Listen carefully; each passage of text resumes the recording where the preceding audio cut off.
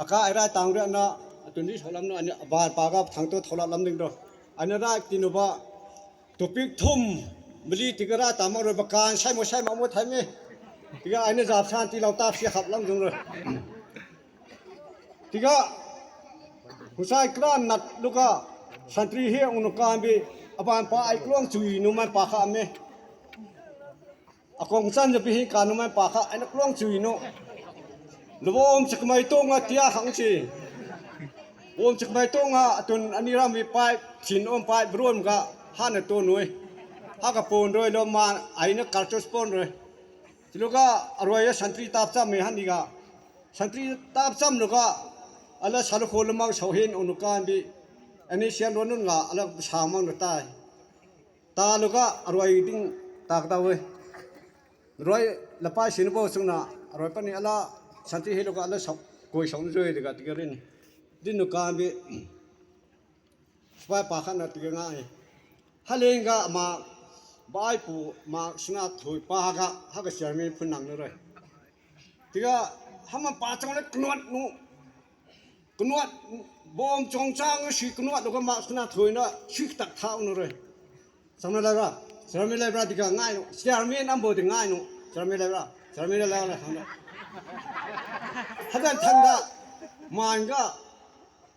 ภาพตั้งกับบังซาจะไอ้เล็กง่ายสูงมากนูบัดติ้งก็ง่ายองนูสมัยไรบ้างสมัยไรบ้างทำได้มันตักซอกตักวักตักซอกไทยละเอ็นเว้ยสมัยไรบ้างทำได้สมัยไรเดี๋ยวได้สมัยเจ้าสมัยไรเดี๋ยวได้ทำได้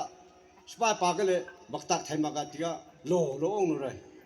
สปายเลยอันนี้ที่ก็มนุษย์ซ้ำก็ใช้ซ้ำนูเลยที่ลูกก็พลังขนาดตอนนี้เลยครับตาพี่อากุยช่างปานนั่นหลันไรล่ะเม่ไอ้ฮะก็สุ่งละมังสุ่งตัวก็ที่ก็ขันองนูเลยอร่อยอุณเอาเลยสากุยกรุงนัด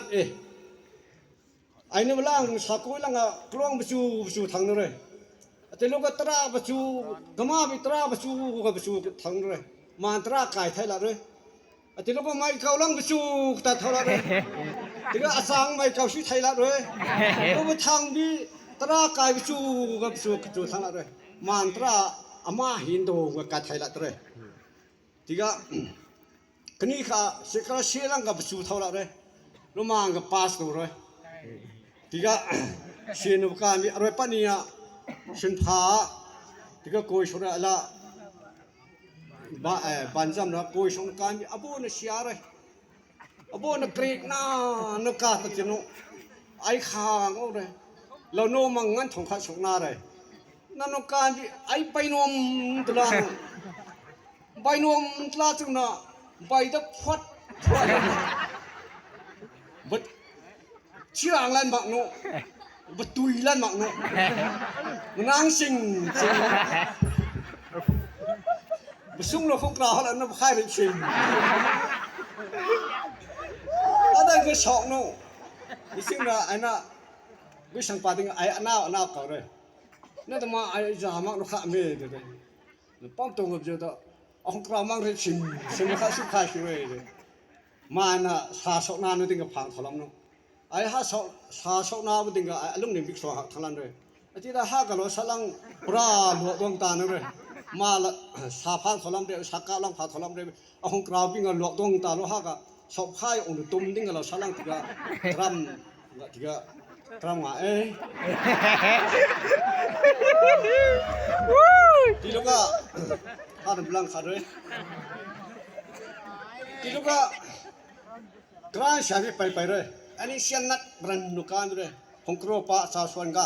อร่อยป้านี่สันติตานั่งละรุโนลวยจ้างมังตุนดันก็ผลมากมายฮักการก็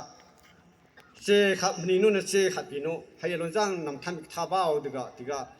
ท่าบ้าเลยท่าบ้านุการบีให้แล้วท่าบ้านุการบีดีกุยตุนมีเชื่อมแต่งงานเนี่ยแต่มีตั้มแต่งงานละเลยดีกุยดีกว่าปรางตู้จะลงโน่มันป่าก็อะไรริกไทยงาถ้ามันป่าก็ชกดาวเว้ยรวยละป้าบาลังโบที่สุนัขก็ให้บ่เจ้ให้เอาจะสปาร์นู่นน่ะพี่ว่าที่สุนัขท่าบ้านไหนดีกว่ากมาก็ว่าหงกระเอาตุลมก็สปอร์ตเป็นดันนุฮะสปอร์ตเป็นดันนุขัดที่ก็ตัวง่าย ลูกก็ต้องใช้ลาเลยบีอามันก็ตั้งหน่อยกันนุสรุปโดยกันนุจะมาในตัวนุหาขัดจะตัวนุเดี๋ยวลูกก็ไอ้นี่เสียช็อปปิ้งเต่าเด้อหาบัตรเสียก็สวยเลยลูกมันช่างลูกไล่ชวนจะปูแล้วไอ้ป้ายปูด้วยตานุตาลูกก็มาติ้งพังเด้อคงเอาแล้วพังตาเด้อหาคงเปล่าว่าสรุปโดยกันลูกก็ป้อมบุขัดโบขัดให้ขันตานุมูให้บ่ป้อมบ่ได้ไอ้ขันพังใส่ได้บ่งมขัดงาไอ้ให้ไมโครโฟนนะครับทุกท่านวงกราวนี่ก็ตาให้ขันเลยก็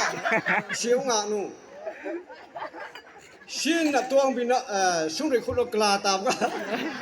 ถ้าก็ตันนูขัดที่ก็ชิวขาชิงานูมีชาจางนู่นเลยเราไอ้ที่เสียที่ก็ดาบิดปีป่าละงารินูตุนนักไอ้ดาบิดดาบิดนูป่าเดลังเลยไอ้ดาบิดนูป่าตั้มปูกะอติงโจสวนจนอติงโจอามาอีเดตเลี้ยงงูให้เท่าเลยกะหงดามาในติงง่ายครานให้ยังซาเราเลยนี่ครานง่ายไรเข้าไปรู้ที่ไรอะไรอติงติงง่ายนู่อามานังญี่ปุ่นญี่ปุ่นครานชาวเบียนังตั้งพาร์โบติงง่ายเท่าไอ้ตาลังเห็นว่าอติงรัวหน่อยดิพังเทียบหน่อยนังฮักไอ้ก็ญี่ปุ่นร้านชาวนุบะอนุดิฮับปุ่นมาไอ้ก็แล้วนุกการอติงตั้งตัวเราง่ายนู่ไอ้ที่ก็เก่งเทียบเลย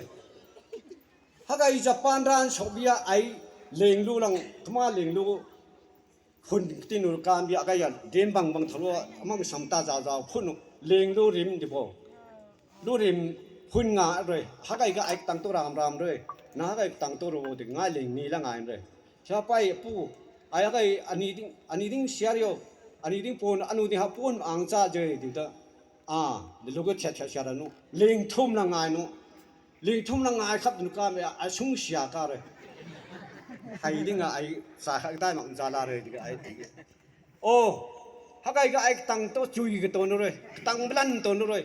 ที่จะอนุดิ้งปูนไอ้ที่ทำได้ถ้าเป็นทางนั้นเดี๋ยวลงง่ายเลยง่ายใจมาเสียนู่นเลยโดยลำโดย